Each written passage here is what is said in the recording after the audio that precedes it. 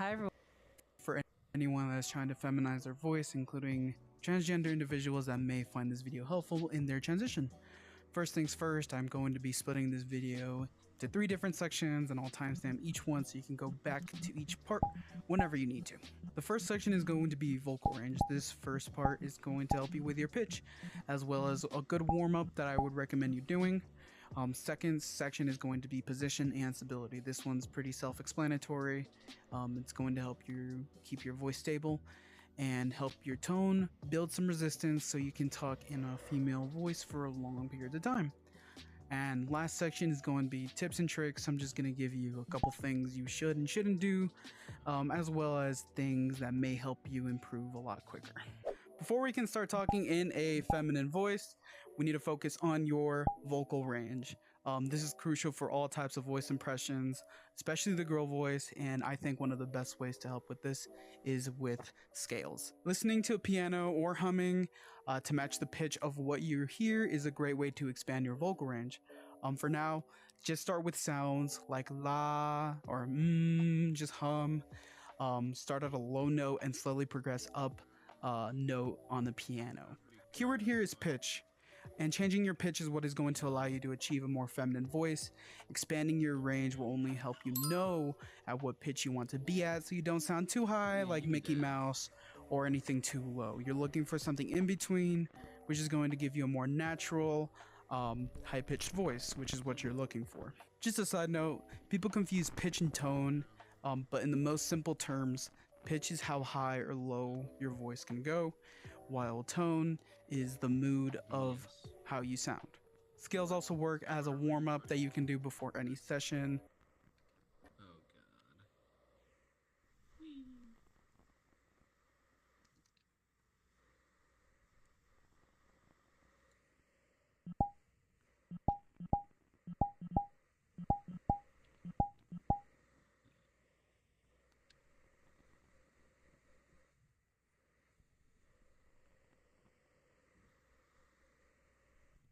I am Morian Lightbringer, Paladin of Tyr, Oath of Devotion, and today I am surrounded by 20 Vecna cultists.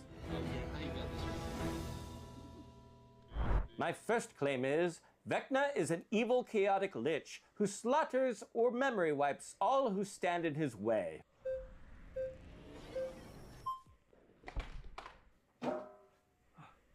Pleasure to meet you, sir. Pleasure to meet you. So I would say, in claims to Vecna being evil, I don't really care, to be quite frank with you. If anything, I believe Vecna should go further. How would your ideal realm under Vecna look? What would it look like? Well, quite frankly, I'd like to see a society in which everyone swears fealty or is disintegrated, undeath is mandatory, and memory optional. And what does the government look like? I would say, quite frankly, it's under a sort of benevolent necrotocracy, one lich to rule them all. No elections, just eternal servitude. Wow. And if Vecna decides to disintegrate you and your family, you're okay with that? Well, I'm not going to be part of the group that Vecna disintegrates, because that's the whole thing. How do you know? How do you know? Liches tend to slaughter everyone, even their own followers. Well, Acererak makes this clear in his work, The Living Dead Distinction.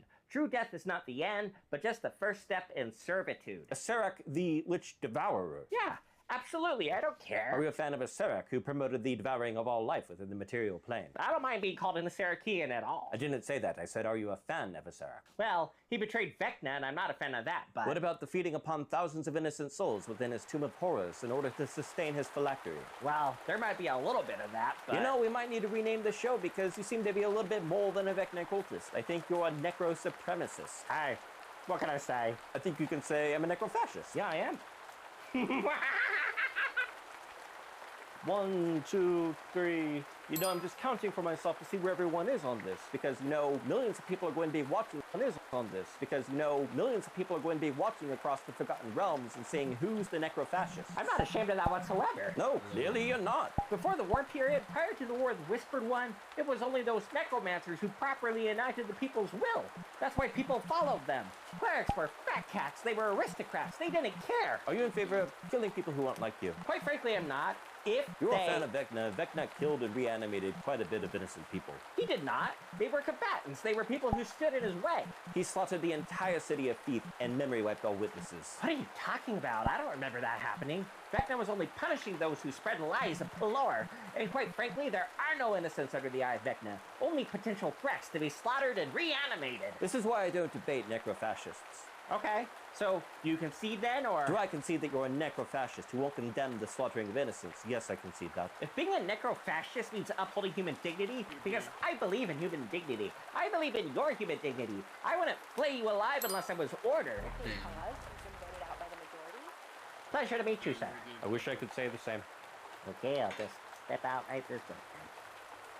I thought it would be an interesting exercise in trying to understand what genuine cultists of Vecna believe, and they kind of believe what I thought they would believe, and it was disturbing that they were happy to say it out loud.